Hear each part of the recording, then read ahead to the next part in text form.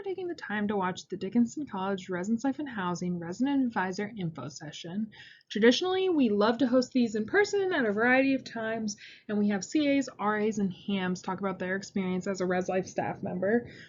However, due to COVID, we aren't able to do that, and so we have decided to create an online video presentation so that you can have access to the same information. We will be highlighting student experience and staff experience on our social media accounts, and we'll talk about that at the end of how to follow. So I appreciate you taking the time to watch. And so I want to start off by introducing our office to you. So first I'll introduce myself. My name is Mallory Greist. I'm the area coordinator of Morgan Field. I supervise all the residence halls on Morgan Field. There's another area coordinator in our office. Her name is Amber Kelly. She supervises all the buildings in the quads. Then we have our assistant director, Sage Ober, who oversees the house and apartment area and all the HAMs. Plus she oversees our housing process. So you may be familiar with her name from all your housing information and journey. We also have our Director of Residence Life and Housing, which is Amanda George.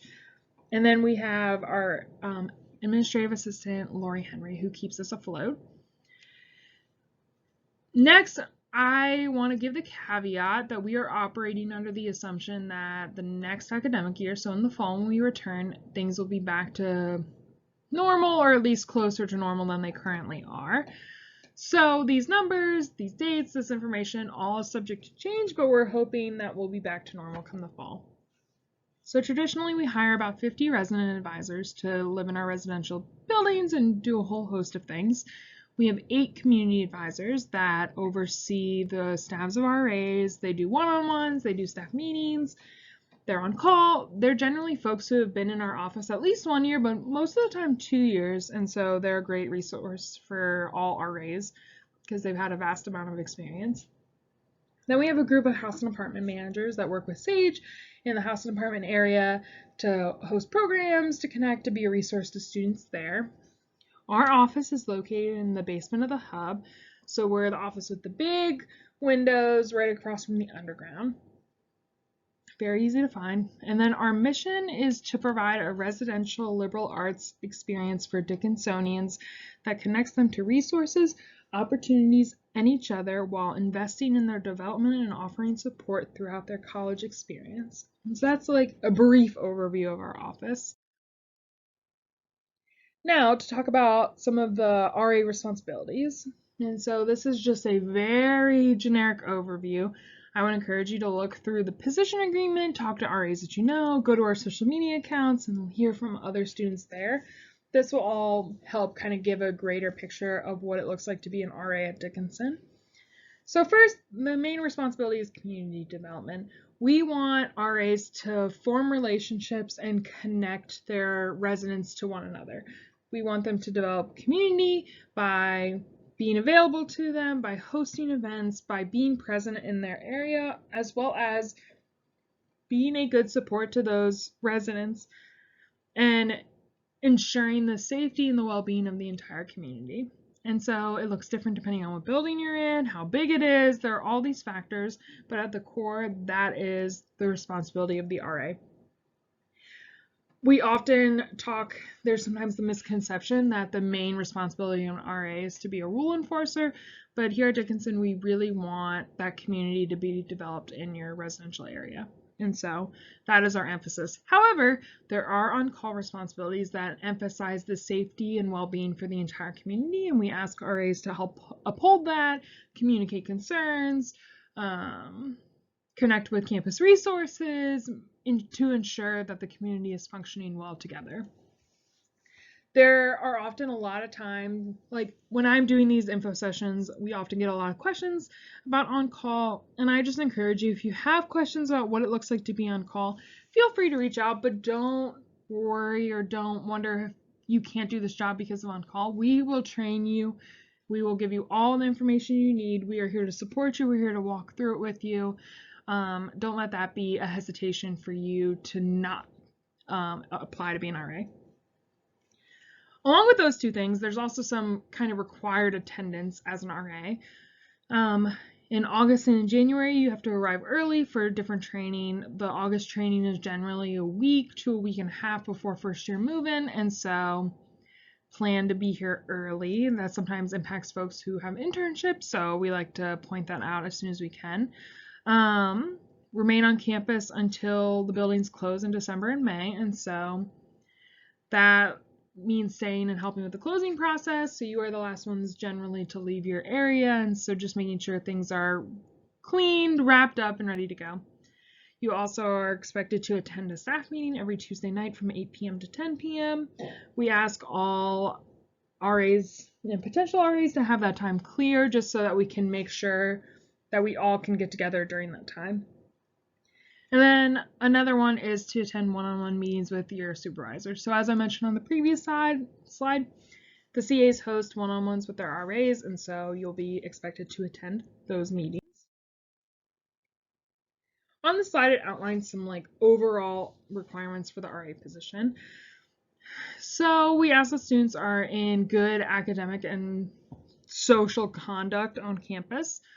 And so we ask that students have a 2.75 GPA. Now, if you have lower than that, that doesn't automatically exclude you from the RA process at all, but you would be expected to raise that prior to starting in the RA role. I'll also add that a lot of times what we see in our office is that it's a first-year student and maybe you just had a hard first semester, you had a rough transition, you were trying to get your feet settled and just trying to figure out college, and so you didn't do as well academically as you hoped. That is okay. We are going to have conversations and we'd likely pull you aside to ask about what that first semester was like for you, or talk through, okay, yes, my GPA might be lower, but this is what's been happening, this is how I'm trying to manage it. We're open to having that conversation. So we ask that you have that 2.75 GPA, but I don't want that to deter anyone if you're just slightly below. Additionally, about the conduct record, now just because you have something in your conduct does not mean that you're ineligible of being an RA. It just means that, similar to the GPA, we're going to have an additional conversation. Now, this is just very brief, but really it's a case-by-case situation, and so if you have questions about your particular concern, you can feel free to reach out to me or the ResLife account, which is listed on the screen. So it's just ResLife at Dickinson. The other major requirement is that you have to be a full-time student who's completed one academic semester, just so that you have some sense of the Dickinson community. Now, there's a lot of information on this screen, but this outlines kind of our application process. Now, if you're an upper class student, you've been through the process before, it looks a little different this year in light of COVID, which most things look different this year. So the applications are available on the Residence Life and Housing website. It is linked here. So, but if you're watching this video, you can just Google the ResLife page at Dickinson and it'll come up for you. The deadline to submit your application is February 14th, 2021 at 11:59 Eastern Standard Time. So make note of that date, think through it, make sure that you're getting your things in on time. So what is needed for the application this year? There is a linked form, and so we would ask that you complete that form in its entirety. That's step one of the application. In that form, you'll need your current resume, you'll need to answer an essay question, so be mindful of that as you work on that, but it'll take a little bit more time than just quickly filling out a form with your demographic information. You'll actually need to spend a little bit of time. There's also a linked activity, and so we'll ask that you complete that as well prior to that February 14th deadline. Also, before February 14th, you will need to sign up for an individual interview, and so during the interview, you'll be interviewed by at least a professional staff member, sometimes two, and potentially a current ResLife staff member. Those interviews, unlike in previous years, are all going to be done through Zoom, and so after you sign up for your individual interview time, you'll get a confirmation with a Zoom link provided for you. Additionally, you'll need to have one reference, and now your references aren't due until February 21st, so it gives you a little more time to connect with your reference.